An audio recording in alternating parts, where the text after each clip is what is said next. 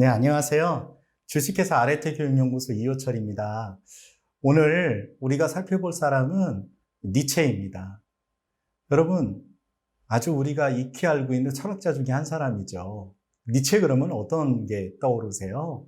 예, 초인, 위버맨시라고 원래 독일어 원본은 그런데 초인이라고 번역되기도 하고 심지어 어떤 사람은 슈퍼맨 이렇게 이야기를 하기도 해요. 그리고 또 어떤 게 떠오르시죠? 영혼회귀요. 그렇죠? 영혼회귀 사상. 또 하나 또 떠오르는 거 있지 않으세요? 노래 제목으로 들어왔어요. 그 가사 조금 수정해야 돼. 그렇죠? 아모르 파티예요. 그렇죠? 아모르 파티. 그래서 요즘 많이 안 보이시는 것 같아요. 제 주변의 지인 중에는 카톡의 프로필에 거기 그 대화명이에요. 아모르 파티라고 해놓는 분들이 적지 않아요. 아모르 파티. 네, 그렇죠? 오늘 마지막에 니체를 보면서 아모르 파티의 의미가 무엇인지에 대해서 좀 보고요. 또 영혼의 기는 조금 중간에 한번 언급하고 올 수 있을 것 같습니다. 또 한 가지 보는 게 뭐냐면 바로 초인 사상이에요. 그렇죠? 그래서 위버맨시의 의미가 무엇인지 우리가 좀 보려고 합니다. 니체의 철학 자체가 굉장히 방대하기 때문에 여러분들하고 좀 개론 전체를 살피기보다는 니체가 중요하게 여긴 한 가지 주제를 가지고 관통해서 한 가지를 한번 얻어갔으면 좋겠습니다. 오늘 그래서 주제를 이렇게 잡았어요. 왜 이렇게 삶이 무의미할까? 니체가 답하다. 네. 좀 제목 제가 정하면서 조금 적절하지 않다. 이런 생각하면서 그냥 정했습니다. 왜냐하면 여러분 니체가 정말 답했을까요? 자기도 이렇게 죽을 때까지 그냥 고민하고 살았어요. 얼마나 고민을 했는지 마지막에는 말년은 10년 동안 굉장히 힘들게 살다가 죽었잖아요. 그렇죠? 그것도 사실 미스터리입니다. 진짜 정신병에 걸렸는지 아니면 다른 병에 걸렸었는지 다 아무도 몰라요. 그랬더라는 거죠. 근데 중요한 것은 니체가 우리에게 알려주는 한 가지 인생의 주제, 왜 이렇게 우리 삶이 무의미할까? 여기에 대한 답을 한번 얻어갔으면 좋겠습니다.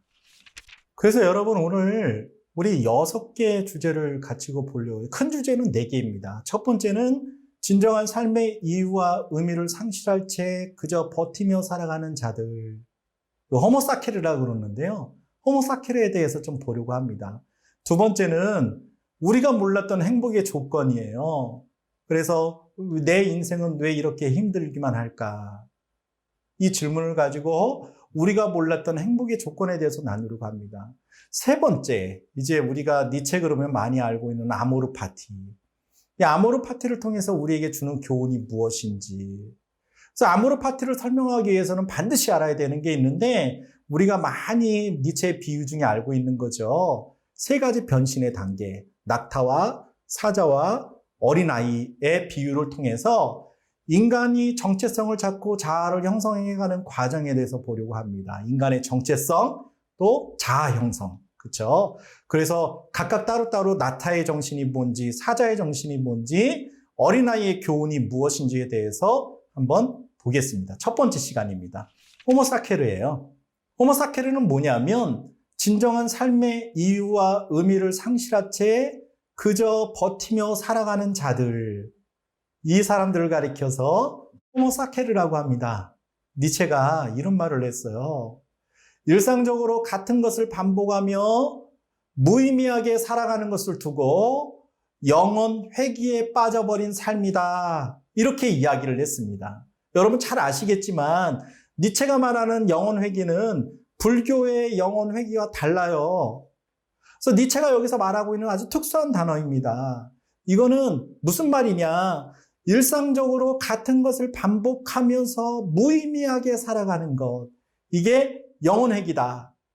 그래서 영혼회귀라는 것은 무엇이냐면 모든 만물은 그 어떤 목적도 없이 동일한 모습으로 영원히 순환한다. 이것을 의미하는 거예요. 영혼회귀의 사상이에요. 만약 우리의 삶이 절대적 절망의 상태에 빠져 있다고 쳐봐요. 근데 그 상태에 빠져서 그 어떤 목적도 의미도 없이 똑같은 루프만 무함히 반복하고 있다. 그러면 어떨까요? 이게 바로 지옥 아니에요? 그냥 겨우겨우 견디면서 하루하루 살아가는 것. 죽지 못해서 사는 삶이죠. 혹시 여러분들은 그런 분들 안 계십니까? 나 그냥 죽지 못해서 살아. 그냥 하루하루 견디면서 사는 거지. 뭐 인생이 뭐 있어. 직장도 그러니까 내가 나가서 그냥 견디는 거예요. 언제 바라보면서요? 월급만 바라보면서요. 예. 어쩔 수 없으니까요. 그러니까 무의미하게 계속 돌아가는 거죠. 이게 뭐예요? 이게 영혼 회귀입니다. 절대적 절망의 상태에 빠져서요. 어떤 목적도 의미도 없이 돌아가는 거예요. 목적과 의미가 상실되었어요. 그래서 후기 근대에 들어오면서 사람들이 왜 그토록 초조하고 부산한 상태에 빠지게 되었을까? 니체가 한번 연구했어요. 네. 지금도 그렇지 않나요? 왜 이렇게 초조하고 부산한 상태에 빠져 있나요? 네. 너무 바빠요. 그렇죠? 네. 과도하게 활동적이고 신경과민 상태에 빠져 있기 때문이다. 이렇게 이야기를 해요. 니체가요. 너무 현대인들, 그때도 마찬가지지만, 니체가 살아갈 때도 마찬가지지만, 너무 과도하게 활동적이에요. 그리고 신경과민 상태에 빠져 있습니다. 턱 건드리면 성질내요. 분노가 일어나죠. 건들지 말으려고 그래요. 이는 지금 우리의 모습이에요.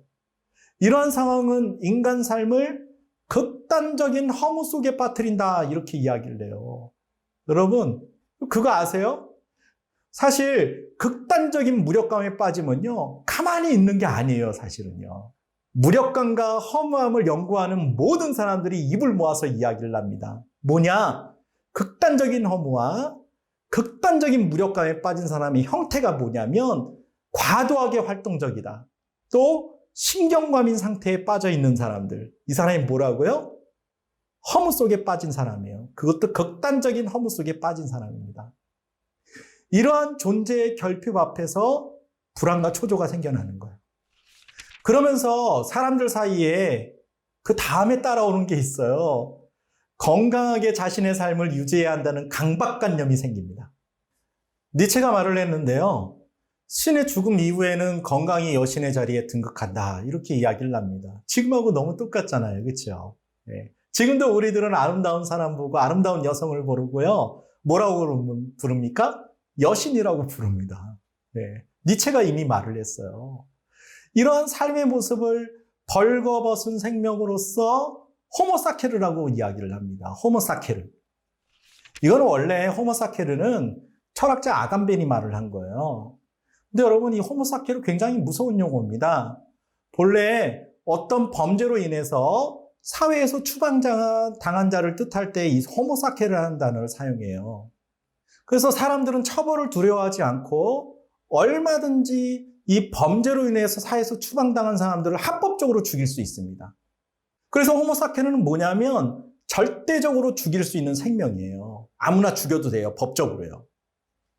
그래서 호모사케르의 대표적인 사람이 누구였냐면 강제 수용소의 유대인이었습니다. 수용소의 포로들이에요. 신분 증명 서류가 없는 사람들이죠. 무법의 공간에서 추방을 기다리는 난민들입니다. 산소호흡기에 묶인 채 간신히 연명많은 중환자실의 환자들이 호모사케르다. 철학자 아감벤이 이야기를 했어요. 요즘 현대에서 무법의 공간에서 추방을 기다리는 난민들이 바다에서 죽어도 어느 누구 하나 눈 하나 깜짝하고 있습니까? 산소호흡기에 묶인 채 간신히 연명많은 중환자실의 환자들이 죽어나는 것을 보고 어느 누가 현대인들이 많은 사람들이 고통과 긍휼의 눈물을 흘리고 있냐 말입니까? 전부 다 뭐예요? 그들이 호모사케르인 것이죠. 하지만 성과사회의 호모사케르는 누구냐? 절대적으로 죽일 수 있는 존재가 아니라 절대적으로 죽일 수 없는 존재라는 특성이 있다. 아감벤이 이런 이야기를 해요. 이게 무슨 말인지 보실까요? 그들은 말하자면 죽지 않는 사람이다. 죽지 않는 자들이다. 하루하루 간신히 살아가는 사람들. 일상의 반복된 생활에 매몰되어 매 순간의 삶에서 진정한 삶의 이유와 의미를 상실한 채 그저 버티며 살아가는 자들이다. 이게 누구예요? 호모사케르이자 영원 회귀에 빠진 사람들의 삶입니다. 노동사회의 성과사회에서 모두가 자유롭고 빈둥거릴 수 없다는 거죠. 성실히만 살아요. 그냥 기계의 톱니바퀴처럼 제 자리에서 침묵하면서 열심히 살기만 합니다. 그래서 니체는요, 우상의 황혼이라는 그의 작품에서 교육자의 도움을 필요로 하는 세 가지 과업을 거론합니다. 영혼 회귀의 삶에서 벗어나는 법. 인간은 보는 것을 배워야 하고, 생각하는 것을 배워야 하고, 말하고 쓰는 것을 배워야 한다. 특히 여러분, 보는 것을 배운다는 것은 눈으로 하여금 깊고 사색적인 주의의 능력을 갖는 것입니다. 그리고 오래 천천히 바라볼 수 있는 능력을 갖출 수 있게 한다는 거예요. 인간은요, 어떤 자극에 즉시 반응하지 않고 속도를 늦추고 중단하는 본능을 발휘하는 법을 배워야 한다는 겁니다. 인간만이 위기 앞에서 멈출 수 있는 능력을 갖춘 존재예요. 여러분, 동물의 왕국 보셨죠? 지금도 하고 있는지 모르겠네요. 근데 동물을 가만히 보면요, 어떤 특징이 있어요? 걔들은 본능적으로요, 자기가 이길 수 없는 존재가 쫓아오면 생각하지 않고 위기 앞에서 도망갑니다. 위기를 만나면 생각하지 않고 싸웁니다. 근데 인간은요, 위기 앞에서도, 죽을 것 같은 환경 앞에서도, 그 상황 앞에서도 멈춰서서 중단하고 생각할 수 있는 능력을 갖춘 자입니다. 현대인에게 있어서 최대의 적은 무엇이냐면 바로 정신의 부재 상태입니다. 그래서 니체가 이런 말을 했어요.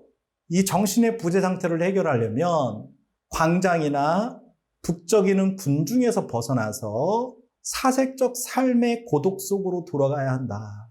사색적 삶의 고독 속으로.